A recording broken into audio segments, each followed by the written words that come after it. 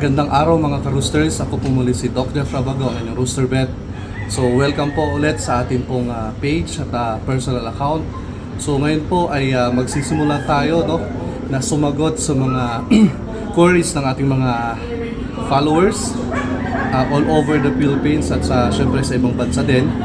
At dahil panahon na naman ng breeding, napakarami pong questions na nag-a-arise yung ating mga followers. So ano-ano ba yung mga questions? So para sa unang sasagutin nating tanong, okay, galing kay Sir Silene Leodge or Joel Castro. Ito yung tanong niya, no? Good day, Doc. Tanong lang po, sana kung sa day 3 po ng sisiw po mag-vaccine kami ng anti-coccidia, gaano po katagal po bago po ihalo yung Mega Legend? So maganda po yung tanong ni Sir, no? Mga ka-roosters, pag-usapan natin yung sakit na coccidiosis. Ito po yung mga bloody diarrhea na common sa ating mga sisiw. At ang number 1 talaga na prevention dyan is yung pagbabakuna po ng cocci vaccine. And syempre, pagbibigay ng mga coccidiostatic drugs like mga amprolium at yung mga sidal naman, yung mga toltrasuril and Tepox or sulfa. So ngayon po, in relation dun sa tanong ni Sir, mga ka-roosters, ang gamit kasi na vaccine is mga live vaccines. So, contraindicated ito na isabay sa mga coccidiostatic and mga coccidiocidal na mga products. And also, i-check nyo din yung feeds na gamit natin. Kung may coccidiostatic dyan na nakalagay, bawal po sanang ibigay kapag nagbakuna ka ng cocci vaccine. So, ano ang magandang timing po ng pagbibigay kung sakali? Ang suggestion namin sana, day old, pwede ka nang mag-vaccine ng cocci vaccine. And after 3 weeks, doon ka pa lang po pwedeng magbigay ng coccidiocidal or static po ng mga gamot tulad ng Cox-Out, Tepox, or minsan ay toltrasuril.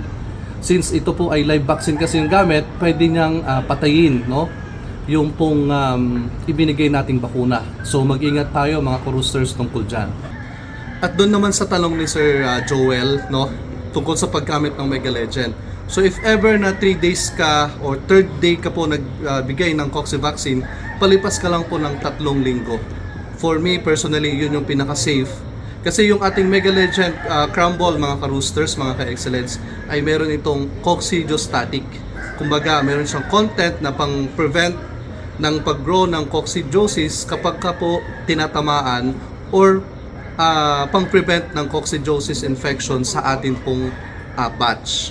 So again, Sir Joel, after 3 weeks after ng vaccination mo, doon ka safe na magbigay po ng Mega Legend Crumble. Ngayon naman, kung gusto mong kung gusto mong magdesisyon kung kailangan pa ba na magbigay ng vaccine po na cocci vaccine versus sa paggamit ng mga coccidiostatic drugs like yung amprolium, na kung saan meron tayong Cox-Out plus Mega Legend Crumble, sir, i-assess mo lang mabuti kung mataas ang mortality mo at very common talaga na tumatama yung cocci, talagang ituloy mo yung ating pag-vaccine ng Coccivac. And also, yung Mega Legend Crumble naman pang-assist yan after 3 weeks na lang from your vaccination program. So ano po, Sir Joel, maraming salamat sa iyong tanong at sa mga ka-roosters natin. Sana nakatulong itong ating content na to at feel free lang po to message us or comment down below kung may mga questions kayo patungkol sa inyong mga alagang manok. Maraming salamat po.